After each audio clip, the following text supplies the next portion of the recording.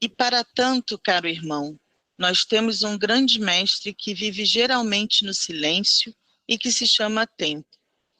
Deus nos deu tudo, basta fazer a nossa parte, que denominamos de conquista.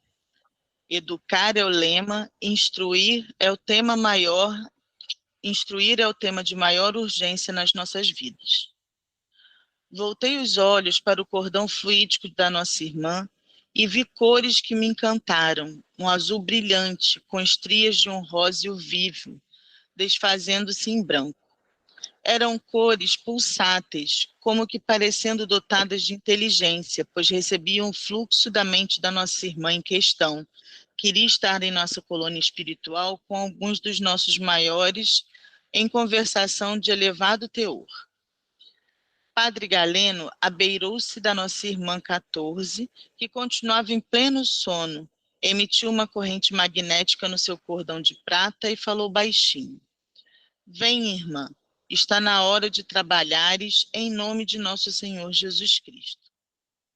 Daí a instantes ela acordou com um leve sorriso pensando, parece que alguém me chamou, quem seria? Padre Galeno então lhe falou telepaticamente, nós estamos aqui, minha filha, a esperar-te para o nosso trabalho de desdobramento consciente. É bom que não percas a oportunidade que Jesus lhe oferece. Notei que ela registrou bem a fala do padre, lembrou-se de algumas viagens astrais que já tinha feito, mas pensou logo. Estou dentro de um ônibus, seria possível? E o ambiente? Padre Galeno projetou novos pensamentos em sua mente, dizendo, minha filha, para servir ao Cristo não podemos escolher lugar. Fizeste uma viagem inesperada para ver alguém do teu coração distante fisicamente. E nesta viagem, se a irmã não desanimar, poderá ajudar muito aos que sofrem, e esta caridade refletirá nos teus parentes. A sensibilidade dela registrava as palavras em forma de intuição. Acomodou-se na poltrona sem perder a satisfação, e naquela meditação em forma de prece silenciosa, ela começou a recordar o sonho que teve. Nós víamos as imagens desfilarem na sua mente, lembrando-se do encontro que teve na Colônia do Triunfo, no salão de estudos e meditações. Padre Galeno deu-lhe uns passes no epigastro, demorou com as mãos na sua cabeça e chamou-a para fora do corpo. Ela saiu com facilidade. Flutuou dentro do ônibus, depois aprumou o corpo espiritual e avançou para o sacerdote, beijando-lhe as mãos. Padre Galeno, para disfarçar seus pensamentos de muita estima, falou-lhe com carinho. Olha, filha, apontou para mim. Esse é o nosso irmão que vem desempenhando um papel muito importante. Ele escreve através da mediunidade para que os homens saibam dos nossos trabalhos aqui no mundo espiritual. Ela olhou para mim como lendo-me por dentro, cumprimentou-me com gentileza e me desejou felicidade, mas isso com tanto amor que eu notava que de seus lábios, se não do seu coração, saía uma chama azul que tomava todo o meu ser. Fiquei renovado em minhas energias mais íntimas e meu pensamento se inquietou, querendo perguntar ao padre o porquê daquilo, daqueles eflúvios altamente energéticos. Padre Galeno veio em meu auxílio imediatamente, dizendo-me, enquanto a nossa irmã corria todo o ônibus, olhando para as pessoas com carinho. Ainda aqui no mundo espiritual, no plano em que habitamos, a energia da mulher é o complemento de que carece o homem. Mais tarde irás estudar com mais detalhes esse fato que sempre ocorre entre nós. A nossa irmã em Cristo abraçou seu corpo de carne como se fosse seu próprio filho, beijando-o efusivamente de todos os lados e disse, fica bonzinho aí até eu voltar, que Deus te abençoe. Demo-nos as mãos e saímos em pleno espaço sem nenhum impedimento. A nossa irmã 14 perguntou pelos outros trabalhadores, e o padre Galeno informou que já estavam nos esperando em uma casa de saúde. Entramos no hospital e a nossa irmã regozijou-se com nossos companheiros que estavam à sua espera. Eram muitos os que ali se reuniam com os nossos amigos de trabalho. Estavam em nossa companhia, em serviço de desdobramento, vários espíritos, como citamos nos capítulos anteriores, pois a ida espiritual é uma eterna escola, que se paga com amor e boa vontade. Procuramos logo um cubículo nos fundos do casarão, e lá estava um homem totalmente despido, em uma sujeira que a palavra não consegue expressar, a boca espumando, os olhos inquietos, cabelos em desalinho e que de vez em quando dava gritos ensurdecedores. Fiquei espantado com tamanha degradação de um ser humano. Fomos nos aproximando e notei a atmosfera pesada. Observamos então, com muita nitidez, 4 espíritos dentro da cela com o demente, 2 dos quais montados nele a cavalinho. Eles pareciam enlouquecidos de ódio pelo enfermo. Falavam em seus ouvidos, gritando palavras obscenas e chamando-o por nomes pornográficos. Os nossos amigos de trabalho estavam desligados das coisas inferiores. Entraram e começaram a meditação. Eles não percebiam nada da nossa presença, felizmente.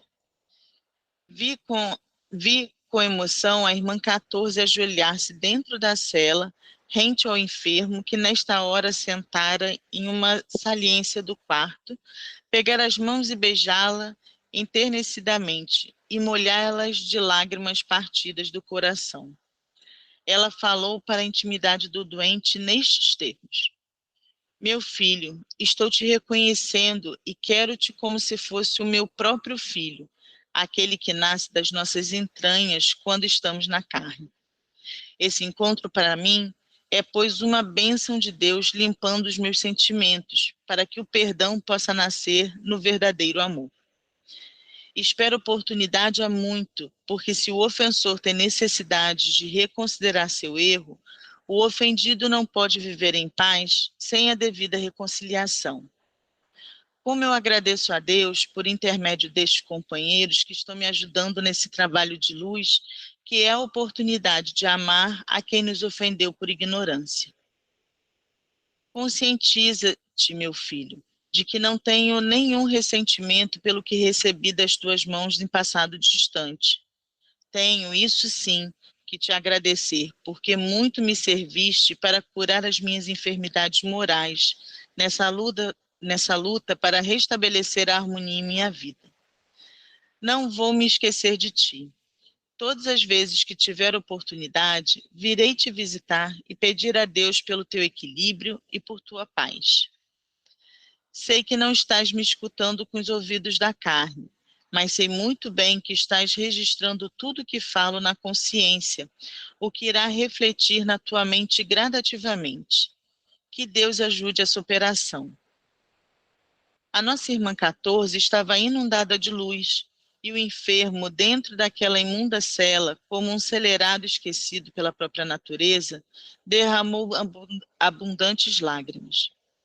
Os espíritos que o perturbavam se encostaram em um canto do quarto, cismados sem saberem por quê. O que estava chefiando aquele grupo de obsessores começou a ranger os dentes para voltar novamente ao ataque àquele pobre sofredor.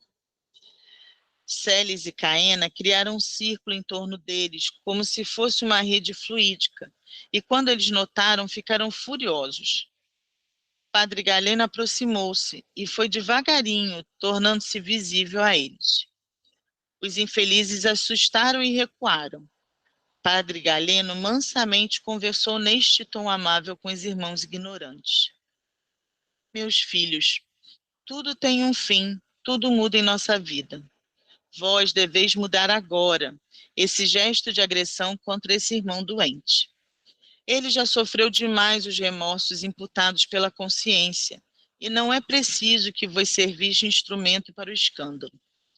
Jesus disse que era necessário o escândalo, no entanto acrescentou: ai daquele que servir de motivo para ele. Não sejais motivo para o escândalo. Basta, como já disse, a investida da consciência que atormenta por dentro.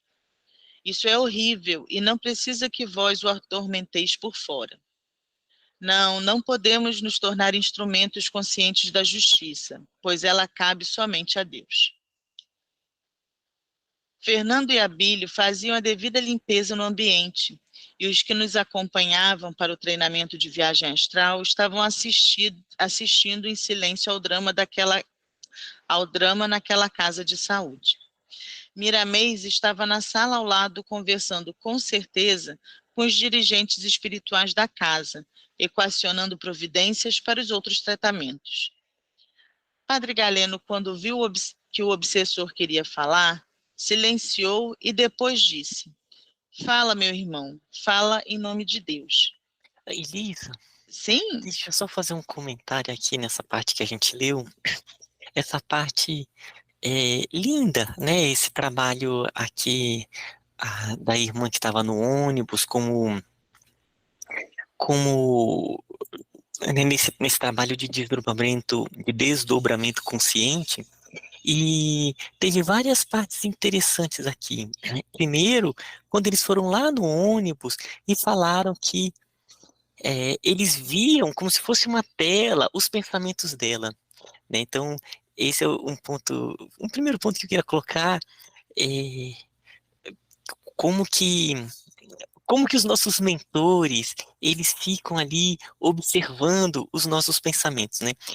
Eu digo isso no sentido de que os nossos pensamentos, eles reverberam, eles não só, é, outros espíritos, eles observam, como outros são atraídos por esse pensamento. Mas o ponto que eu achei mais interessante, que eu queria colocar aqui, foi quando eles foram ali no trabalho, e aqui tem vários aspectos que a gente realiza nos nossos trabalhos.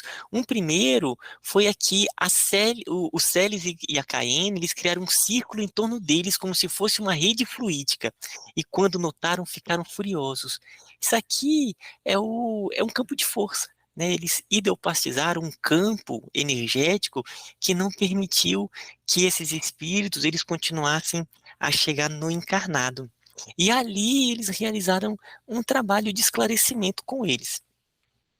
Então, é algo que de várias formas ele é feito pelo mundo maior, inclusive quando a gente realiza um trabalho de proteção em nossa casa. Então, o trabalho de proteção é uma ideoplastia que a espiritualidade já realiza e que a gente fortalece. E um outro ponto aqui, né, enquanto ia acontecendo, ele ia colocando aqui, né, que o Fernando e o Abílio faziam a devida limpeza no ambiente.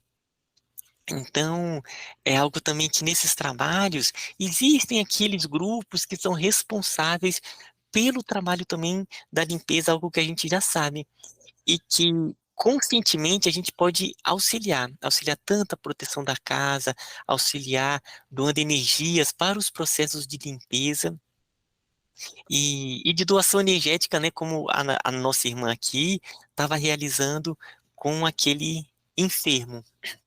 Então era isso só que eu queria. ah, eu achei interessante essas partes aqui, e aí eu quis compartilhar com vocês. E Gratidão. rapidinho, tô falando, eu tava olhando outra coisa aqui, quando a gente parou, né? Que ele diz, né? Fala, meu irmão, não é meu irmão, fala, meu irmão, fala em nome de Deus. Não importa a situação que a gente esteja envolvido, os dois lados têm direito de expor a sua posição, de conversar. A espiritualidade que está ali, imbuída dos mais altos sentimentos, ela sabe que, mesmo com aquele desequilíbrio harmônico entre um grupo e outro, aquele espírito que está naquele momento no papel de algoz, ele tem o que se expressar, ele tem o que colocar para que ele mesmo possa ouvir as suas palavras e repensar o que está fazendo. A gente vai ver nessa conversa, provavelmente, em tantas outras, que a espiritualidade não tenta impor as coisas assim, não, você tem que ficar porque isso é errado, ou porque é melhor fazer assim. Eles conversam e a coisa realmente começa a se modificar quando o próprio espírito que está desarmonizado vira algum tipo de chave e nas suas próprias palavras e sentimentos ele percebe que algo não está seguindo o rumo que deveria seguir para que ele tivesse uma vida melhor. Não é só isso que eu achei bem interessante, como o dar espaço, né? Deixar que mesmo aquele que você acha que está todo errado, fazendo tudo que não devia fazer, tenha o seu momento de se colocar, para que ele possa se ouvir também. Quantas vezes a gente se acha cheio de razão e não dá oportunidade ao outro, né? E quando ouve, mas não escuta, vamos dizer assim. A nossa razão, a gente se acha que está cheio de razão, né?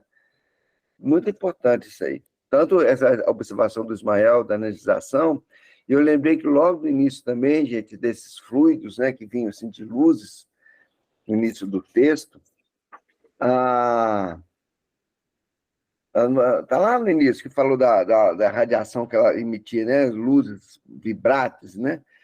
Eu lembrei do Chico, quando recebeu a mãe agradecendo o Chico, né? E ele pergunta ao Emmanuel, o que é isso?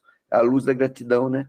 Quer dizer, ela irradia, a gente irradia, né? Ismael chamou a atenção aí. Vamos lá. Eu também quero fazer um comentário, que é quando ele fala, meu irmão, fala em nome de Deus, isso até no nosso dia a dia também, assim, às vezes a pessoa está num nível de energia vibratória que tudo que ela espera, ou tudo que ela quer naquele momento é que a pessoa reaja vibrando na mesma sintonia que ela, na mesma sintonia de raiva, de ira, e quando a outra pessoa chega com uma outra energia, como é que às vezes a reação da pessoa, aquilo também mexe com ela e ajuda ela a caminhar de uma forma diferente. Sim. Vamos lá. Fala, meu irmão, fala em nome de Deus. Geraldino abriu a boca como um celerado ferido até as entranhas, falando em um tom agressivo. Padre, eu respeito o Senhor porque sei que és uma autoridade, mas sei também que autoridade nenhuma pode defender alguém ou acusar alguém sem ouvir as duas partes, porque todas elas mentem. Compreendo que o ofensor e o ofendido são extremos e a tua posição como juiz é a do meio. Portanto, eu preciso lhe falar o que sinto, falar a verdade sobre esse canalha que ora está nessa cela. Ele isso não merece, deveria estar queimando em fogo ardente por toda a eternidade sem remissão. O inferno foi feito para esse tipo de pária, para quem não pode existir compaixão. Foi ele quem destruiu meu lar. A minha mulher e filhos morreram nas mãos deste carrasco sem piedade. Ele os destruiu como se fossem animais, dando gargalhadas diante de um reduzido público que o assistia. Sei que foi mandado, mas mesmo assim, enquanto eu não vir o seu fim, não o deixarei em paz. Perdi a minha esposa, sem a qual não posso viver em paz e nunca mais encontrei. Estou até duvidando de que todos os espíritos sobrevivem, porque muitos dos que eu conhecia não os vi mais. Só aos que deveriam ser destruídos é que eu encontro. Estou estudando meios para destruir esse canalha que nunca deveria ter nascido. O ódio de... Oi? Que eu achei interessante, porque ele coloca aqui uma situação que a gente tem que estar sempre muito atento. A gente vai, né, a gente fala muito disso aqui, mas nunca é demais lembrar. A gente está no meio do que a gente constrói. A gente vai para onde a gente está pensando. Então, quando ele fala aqui, nunca mais encontrei meus familiares. Então, são os cuidados que a gente tem que ter muito com os nossos pensamentos, com o que a gente imagina, com o que a gente cria, porque é onde a gente vive.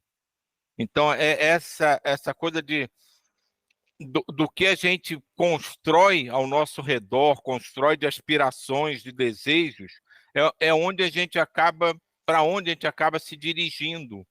E é muito comum a gente ouvir, né, eu leio em livros, né, espíritos falando isso, eu nunca mais encontrei os meus queridos, porque eles não conseguem se sintonizar na mesma frequência vibratória e não se acham mesmo. Enquanto eles não estiverem na mesma espaço vibracional, fica muito difícil se achar, porque cada um cria um mundo diferente. Então isso é um lembrete, né, que ele está dando para a gente, que a gente precisa ter muito cuidado nas imaginações, nos desejos, nas aspirações, nas imagens que a gente cria e nas imagens que a gente deixa que externamente cheguem e nos afetem, porque isso cria os lugares para onde a gente vai. Eu lembrei agora que vocês falaram em pensamento, que eu aprendi essa semana a etimologia da palavra pensamento, é muito legal. Pensar vem de cuidar e curar, a palavra pensar, e era muito usada na enfermagem, como pensar uma ferida, pensar. Então, pensamento é curar a mente. Olha que legal, né? E daí ele coloca, até quando ele explicou isso, ele colocou assim, a gente pode lembrar do que a gente pensou ontem, por exemplo, né? Ontem eu estava pensando em como o dia estava ensolarado. Isso quer dizer que se eu estou pensando em como eu estava pensando ontem, tem uma consciência superior em mim que analisa isso, né? Então faz muito sentido curar a mente, né? É muito bonita a etimologia da palavra. Que bacana, Ana. O ódio de Geraldino era tanto que começou a espumar pelos cantos da boca. A sua aura era da cor de sangue, com riscos cinzas e alguns negros, desprendendo um odor nauseante. Os outros permaneciam calados, encostados na parede, mas a gente lia em seus olhos a maldade, a mentira e a covardia. Padre Galeno, bem visível aos olhos deles, respeitou seus direitos e pediu licença para falar. Ele baixou os olhos e disse: Fala, padre, o senhor tem direito de falar comigo, pois noto que és uma alma boa e justa. Mas lembra-te, padre, eu clamo pela justiça que nunca foi feita a meu favor. A nossa irmã 14, desmanchando-se em lágrimas, aproximou-se de nós, inundada de luz. O seu coração espiritual parecia uma estrela pulsando pelas mãos de anjos para manter o ritmo da vida. Geraldino sentiu naquela hora fortes lembranças da sua esposa, emoção que os olhos mostravam e escrevia nas faces a palavra saudade. Padre Galeno aproximou-se mais de Geraldino, pegou em suas mãos pela abertura da rede fluídica que o prendia, beijou-as com ternura e falou ao seu coração sofredor. Geraldino, meu filho, que Deus te abençoe nesta hora. Não posso tirar de ti alguns direitos que tens diante do que sofres, mas para todo caso há um jeito diferente para que possamos nos sair bem, desde quando cedamos ao amor. É bom para todos nós que lembremos de Jesus e Maria, sua Mãe Santíssima. Eles foram, naquela época, apedrejados, espoliados em todos os seus direitos como seres humanos. Foram escarnecidos, o Cristo vendido e traído pelo próprio discípulo que ele amava.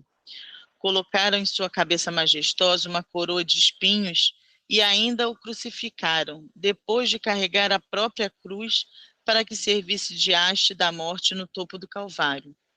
E tendo como companheiros de martírios 2 ladrões, como se fosse um deles. Ele colocou o amor acima de tudo e ainda abençoou a humanidade, perdoando a todos. Sei que poderás dizer, eu não sou Cristo, e certo que não és o Cristo, mas pode ser um dos seus discípulos. E o discípulo correto é aquele que segue o exemplo do Mestre. Deus chegou até ti hoje, Geraldino. Se soubesses o que te espera, Trocarias todo esse ódio que ora alimentas para agradecer ao Senhor pelo que ele te oferece com a justiça que tanto pedes. Geraldino estava sentindo algo diferente em seu rosto, e um cheiro que nunca esquecera penetrara em suas narinas e lhe acalmava o coração. Era 14 que avançara através da rede e o acariciava com suas mãos de luz, passando-as em seus cabelos encrespados pelo ambiente de ódio e vingança. Padre Galeno tornou a falar com humildade. Geraldino, quem mais no mundo tu desejarias que nesse momento pudesse vir ao teu encontro? Quando ele quis abrir a boca e falar, começou a se desenhar no espaço daquele cubículo onde estava preso o celerado carrasco, por força da lei, a imagem da sua mulher sorridente, mas um sorriso entrecortado de lágrimas. Ele estático caiu de joelhos dizendo, graças a Deus. E abraçou a 14 sem palavras. Ficou naquela posição demorado tempo. Quando voltou a si, falou com ansiedade. És tu realmente? Vives? Então ninguém morre? Virou-se para o padre Galeno e disse, foi o Senhor, padre, quem a trouxe para mim? O padre respondeu com benevolência, não, filho. Quem a devolveu aos teus braços foi aquele que sempre devolve as coisas boas para nós, foi Deus. E acrescentou com alegria, Geraldino, sei que desejas estar sempre com a alma que pode te trazer a esperança, e junto dela passar a acreditar na felicidade, não é assim? Pois bem, enquanto não perdoares esse irmão a quem maltratavas, obsediando-o e torturando-o, enquanto não vires nele o teu próprio prosseguimento, enquanto não a amares a este irmão que tanto sofre, não poderás ficar com essa irmã, que também te quer. Todo mal que pretenderes fazer a quem quer que seja, estarás distanciando-te dela. Lembra-te bem disso. E a gente para bem no lembra-te disso, para a gente ficar, como disse o Djair Macedo, remoendo tudo isso maravilhosamente exposto para a gente, de um amor assim, que não sei vocês, mas que a mim emocionou muito, que a gente fique lembrando disso. Até o sábado que vem, quando a gente voltar para essa história, que a gente permaneça com toda essa ternura, essa amorosidade, esse desenvolver de reencontro na nossa mente para estimular os nossos atos